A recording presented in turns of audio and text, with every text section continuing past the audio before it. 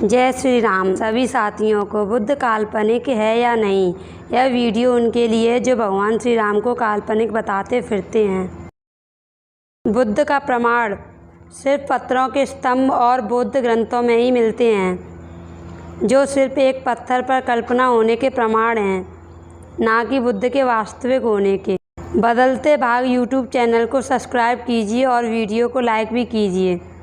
बुद्ध का पूरा वर्णन महावीर स्वामी से चुरा लिया गया है एवं जीवनी हिंदू और जैन ग्रंथों से चुराया गया है। महावीर स्वामी का जन्म बुद्ध से पहले का है। आप भी देखें कैसे काल्पनिक बुद्ध को पैदा करवाया गया। महावीर स्वामी के पिता का नाम सिद्धार्थ था, तो बुद्ध का नाम भी सिद्धार्थ था। महावीर स्वामी इक्ष्वाकु वंश में पैदा हुए थे, तो बुद्ध को भी इक्ष्वाकु वंश में पैदा करवा दिया। महावीर स्वामी ने शादी के बाद राजमोह पत्नी पुत्र त्याग करके संन्यास लिया, तो बुद्ध ने भी शादी के बाद राजमोह पत्नी पुत्र त्याग करके संन्यास लिया। महावीर स्वामी की पत्नी का नाम यशोधरा था, तो बुद्ध की पत्नी का नाम भी यशोधरा ही था। महावीर स्वामी की संतान थी, तो बुद्ध की भी एक संतान थी। महावीर स्वामी की भविष्यवाणी हुई सन्यासी बनने की, बुद्ध की भी भविष्यवाणी हुई सन्यासी बनने की। महावीर स्वामी की माता बचपन में गुजर गईं, बुद्ध की माता भी बुद्ध के पैदा होते ही गुजर गईं। महावीर स्वामी जी ने एक महिला के हाथों एक कटोरी खीर खाई। ज्ञान प्राप्त करने के लिए तो बुद्ध ने भी एक कटोरी खीर सुजाता नामक महिला से खाई। ज्ञान प्राप्त करने के लिए महावीर स्वामी को एक पेड़ के नीचे ज्ञान प्राप्त हुआ, जो नदी के किनारे था। बुद्ध को भी एक पेड़ के नीचे ज्ञान प्राप्त हुआ, जो नदी के किनारे था। महावीर स्वामी बिम्बसार के बाग में ठहरे थे, तो बुद्ध भी बिम्बसार के बाग में ठहरे थे। महावीर स्वामी जी का एक शिष्य अग्निहोत्र ब्राह्मण था, तो बुद्ध का भी शिष्य अग्निहोत्र ब्राह्मण था।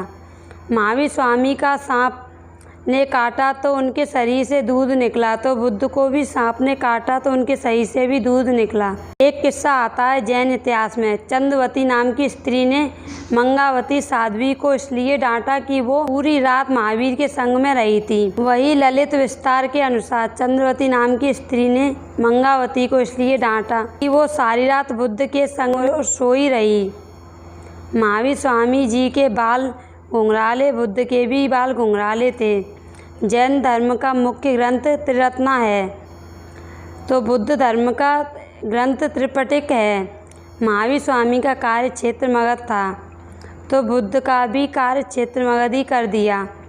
जैन धर्म प्रचारक भिक्षुक कहे जाते थे, तो बुद्ध धर्म प्रचारक भिक्षुक कहे जाते थे। महावीर स्वामी जी को भगवा पहना दो तो बुद्ध ही बन जाएंगे। अंगुलीमाल की कहानी भगवान वाल्मीकि जी की कहानी से मिलती है। हनुमान जी सबसे पहले उड़कर लंका गए। बुद्ध ग्रंथ महावंश और दीपवंश के मुताबिक बुद्ध भी उड़कर श्रीलंका गए थे ज्ञान बांटने।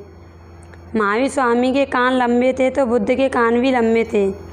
इन्होंने जैन धर्म का चक्र भी नहीं छोड़ा, जिसे धर्म चक्र बता दिया। ये सारे समानता कोई इत्तेफाक नहीं हो सकता। मेगस्थनीज जो यूनानी यात्री था, जो भारत में 1.5 साल चंद्रगुप्त मौर्य के शासनकाल में रहा। उसकी बुक इंडिका में भारत की जलवायु, 7 प्रकार के वर्ग, 58 नदियां, हवन और यह तक छोटे छोटे जीव जंतु का उल्लेख है, पर विश्व विख्यात बुद्ध का कोई उल्लेख नहीं। भारत के पुरातत्व विभाग ने गौतम बुद्ध का कोई भी जन्म का पुरातत्व प्रमाण नहीं देता, जैसे कि बौन। और जो बुद्ध के जन्म का बुद्ध ग्रंथ से जो प्रमाण मिलता है, वो भी चीन, थाईलैंड, श्रीलंका, कंबोडिया और भारत के अलग अलग हैं। भाई, यह कल्पना कपटी ब्राह्मणों, नकली जैन भिक्षुक और ब्राह्मण माँ के पुत्र अशोक का किया हुआ है। उस समय की मांग हो या कोई राजनीतिक कारण हो, जो जैन धर्म के सामने नया धर्म लाने की कोशिश की। अशोक ने एक साथ 28,000 जैन मुनि का कत्ल किया। अशोक वदान के कथा के अनुसार एक बार जब एक गरीब व्यक्ति ने बुद्ध को महावीर स्वामी के सामने हाथ जोड़कर खड़े रहते हुए चित्र बनाया, तो ये बात अशोक को सहन नहीं हुई और अशोक ने उस चित्रकार को परिवार समेत जिंदा जला दिया। ये उस चित्रकार का नाम शंबुक या यही शंबुक की कहानी बौद्ध ग्रंथ।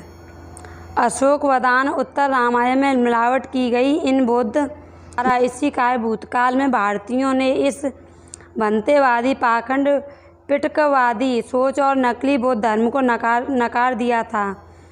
दिमाग की बत्ती जलाओ, काल्पनिक बुद्ध को दूर भगाओ।